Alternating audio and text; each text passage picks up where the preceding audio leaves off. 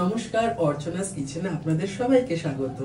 ঘরোয়া পদ্ধতিতে কিভাবে আলুর দম বানাতে হবে সেটা আমরা আজকে শিখে নেব। প্রথমে আমরা কড়াইটা গরম করে তারপর আমরা তেলটা ঢেলে নিলাম। পরিমাণ মতো সরষের তেল দেবেন। আলুটা নুন আর হলুদ দিয়ে সেদ্ধ করে নিয়েছি। তেল গরম হলে সেটা আমরা ভেজে নেব। তেলটা গরম হয়ে গেছে, এবারে আমরা আলুগুলোকে ভেজে নেব এক এক করে।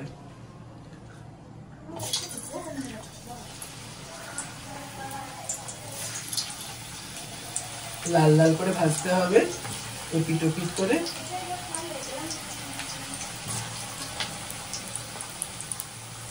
ভালো করে লাল লাল করে ভাজতে হবে।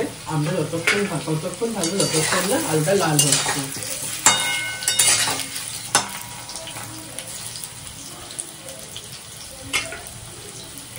আর একদিকে আমরা মশলাটা তৈরি করে নেব।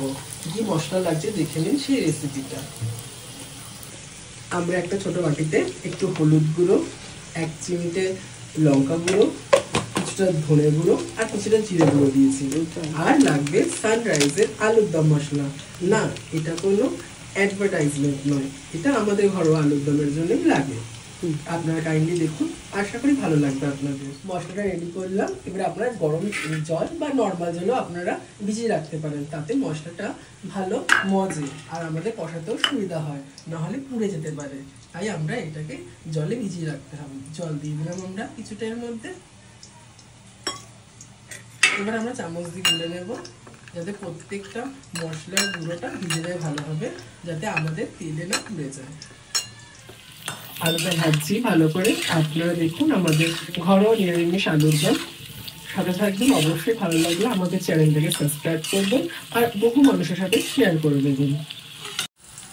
এবার আলুটা ভাজা হয়ে গেছে, আমরা কড়াই থেকে এক এক করে আলুটা তুলে নেব। আমরা আলু তুলে নিচ্ছি। আর আমরা আরেকটা চুলোতে আমরা বসিয়ে নিয়েছি গরম জল। আমরা আলুর দমে গরম জলটা ইউজ করি। গরম জলটা দিলে তরকারির স্বাদটা ভালো থাকে। এই গরম তেলেই আলুটা উঠিয়ে নেওয়ার পর আমরা ফোড়ন দিয়ে দেবো কিছুটা জিরে, তেজপাতা, দারচিনি আর লবঙ্গ আর একটা এলাচ। শুকনো লঙ্কাও দিয়ে দেবো, যাতে আমাদের স্বাদটা ভালো হয়। ফোড়নটা একটু হালকা ভাজা ভাজা হবে। কিছুটা আদা কুচনো। আবার আমরা হালকা করে নেড়ে নেবো। আদাটা গন্ধ থাকে, একটু গন্ধটা একটু যাতে স্লাইট এই তেলটা ভেজে ভেজে যাবে আর আদা গন্ধটা আসতে আমাদের এই তরকারিটার সাথে মিশে যাবে। এবারে তেলে আমরা দিয়ে দেবো চিনি। চিনিটা দিলে কালারটা ভালো আসে, তার জন্য আমরা চিনিটা দিয়ে দিলাম। দেবো একটু থাকি টমেটো কুচি। টমেটোটা দিলেও বেশ ভালো হয়, রঙটা ফেলে। এই আলুর দমটা বাড়ির সকলে একটু চিন্তা করে বানানো হয়তো, বেশি ঝাল হবে না। তাই আপনারা দেখতে থাকুন, ভালো থাকবেন। একটু স্বাদ মতো নুনও দিয়ে দেবো আমরা তার সাথে, তাহলে টমেটোটা গলে যায়। মুখে খেতে গিয়ে টমেটো পড়লে ভালো লাগে না, গলে তেলে মিশে গেলে বেশ ভালো লাগে, কালারটা সুন্দর আসে, টেক্সচারটা খুব ভালো আসে, তার জন্য আমরা এটা দিলাম। এবার আমরা এটা নাড়বো যতক্ষণ টমেটোটা হালকা গলে যাচ্ছে। এবারে আমরা সেই মশলাটা রেডি করে রেখেছিলাম, সেই মশলাটা দিয়ে দেবো। টমেটোটা হালকা গলে যাচ্ছে, মশলাটা দিচ্ছি। আপনারা দেখুন, মশলাটা দেবো এবং ততক্ষণ আমরা এটাকে রান্না করবো যতক্ষণ না মশলা থেকে তেল ছাড়ছে। মশলাটা দিয়ে নাড়াতে হবে, দেখবেন যেন কড়াইতে না লেগে যাওয়া। আপনারা কন্টিনিউ নাড়াবেন এই সময়।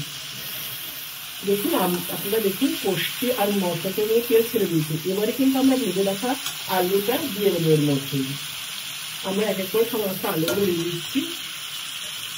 আলুটা দিয়ে আমরা নাড়বো।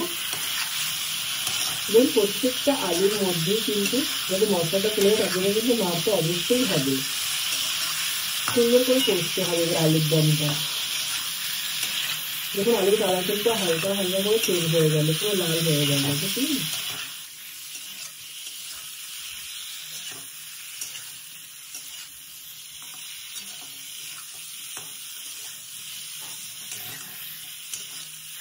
আমরা কিন্তু কড়াইয়ে যেখানে আছে বসিয়ে গেছি, মিডিয়াম আছেই রয়েছে। এবার আমরা জল দিয়ে দিচ্ছি।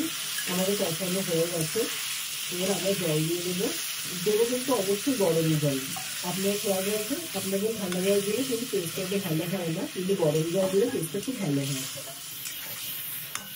এখন কিন্তু ফ্লেমটা একটু বাড়িয়ে দিয়েছি, হাই ফ্লেম করে দিয়েছি আমরা।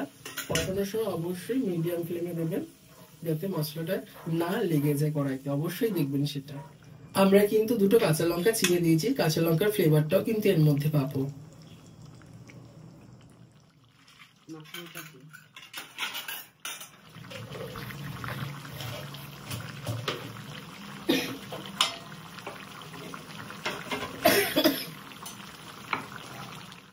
দু মিনিট মতন আমরা করেছি, এবারে আমরা ঘি দেবো আর স্বাদ মতন একটু গরম মশলা দেবো, যেহেতু আমরা আলুটা আগে থেকে। এবার পরিমাণ মতন শাহি গরম মশলা দেবো, শাহি গরম মশলাটা দিলে বেশ ভালো লাগে। এখানে এলাচি গুঁড়ো, দারচিনি গুঁড়ো সবটাই রয়েছে শাহি গরম মশলা, তাই আমরা পরিমাণ মতন শাহি গরম মশলা দিয়ে দিলাম। এবারে আমরা নেড়ে চেড়ে একটু খানিকটা ঢাকা দিয়ে রাখবো, যাতে গরম মশলার গন্ধটা ভিতরে থেকে যায়। নামিয়ে নিচ্ছি আমরা। এবারে আপনারা এটা লুচি, রুটি বা পরোটার সাথে খাবেন, ভীষণ ভালো লাগবে। আশা করি আপনাদের ভালো লেগেছে।